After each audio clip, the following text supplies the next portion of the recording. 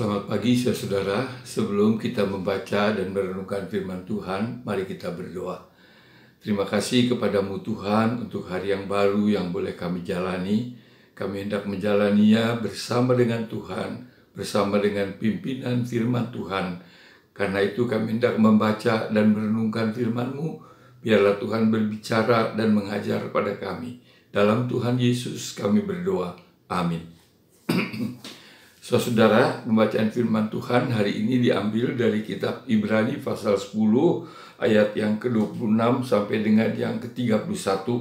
Tetapi saya hanya akan membaca ayat yang ke-30 yang mengatakan demikian. Sebab kita mengenal Dia yang berkata, "Pembalasan adalah hakku, akulah yang akan menuntut pembalasan." Saudara, mungkin kita pernah dikecewakan, bahkan disakiti oleh seseorang. Apalagi kalau disakitinya demikian rupa, sehingga kita sangat terpukul, sangat sedih, sangat menderita. Misalnya kita dihina di depan orang banyak, kita difitnah, kita dicaci maki di depan orang banyak yang sangat mempermalukan kita. Oh, saudara-saudara, bisa kita mengerti kalau kita mengalami seperti itu, kita sangat kecewa, kita sangat marah. Bahkan mungkin kalau bisa kita mau membalas karena dendam akan hal itu. Tetapi saudara, walaupun tadi saya katakan bisa kita mengerti, kita disakiti seperti itu, kita marah, kita mau membalas. Tapi firman Tuhan pada hari ini mengatakan kita, pembalasan adalah hakku, kata Tuhan.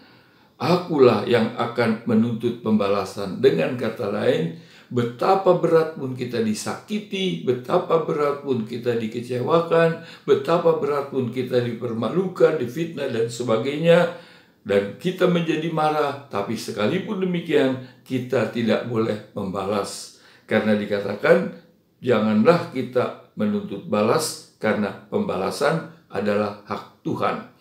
Saudara, kita ingat cerita bagaimana Daud yang tadinya hidup tenang sebagai gembala di padang gurun menggembalakan kawanan domba, dipanggil oleh Raja Saul masuk ke istana, sehingga dia mengalami perubahan hidup dari hidup di padang gurun sebagai gembala menjadi hidup sebagai orang di kalangan istana, tentu dengan segala fasilitasnya. Tetapi saudara, Daud makin lama makin populer, makin terkenal, sehingga waktu dia ikut dalam peperangan, dia membunuh banyak orang, sehingga dikatakan Saul membunuh beribu-ribu orang, tapi Daud membunuh berpuluh-puluh ribu orang, jauh lebih banyak.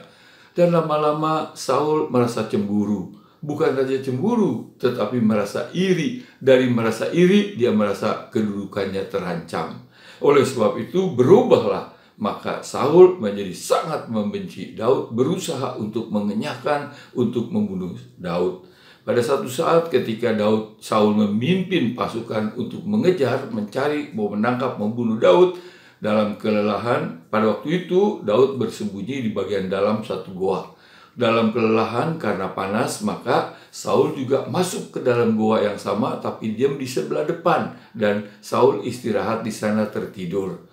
Kemudian dikatakan dalam Alkitab, saat Daud keluar, sebenarnya Daud pada waktu itu bisa membalas. Daud bisa mencelakakan Saul, bahkan bisa membunuh. Tapi Daud tidak melakukan hal itu karena dia tahu bahwa pembalasan adalah hak Tuhan. Dia tidak boleh membalas dengan kejahatan atau dengan pembalasan seperti yang dikatakan firman Tuhan tadi. Bahkan saudara, Tuhan Yesus sendiri pun ketika ia sangat mengasihi manusia, datang untuk mencari dan menyelamatkan manusia, tapi ia disakiti, dihina, disemikian rupa sampai menderita.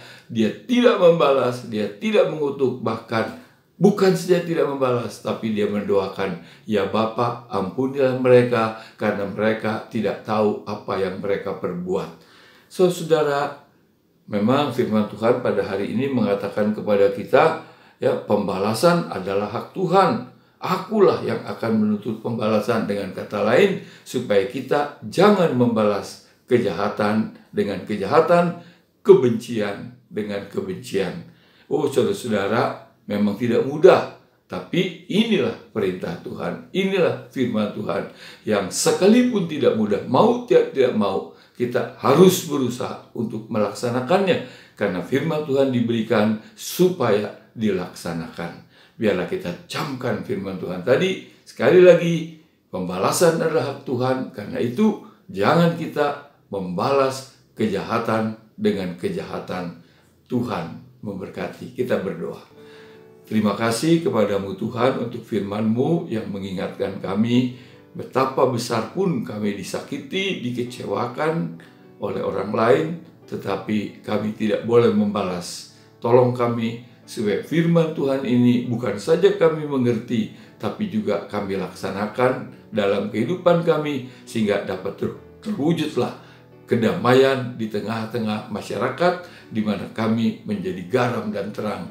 Tuhan, berkatilah kehidupan kami, pekerjaan kami, keluarga kami sepanjang hari ini dan seterusnya.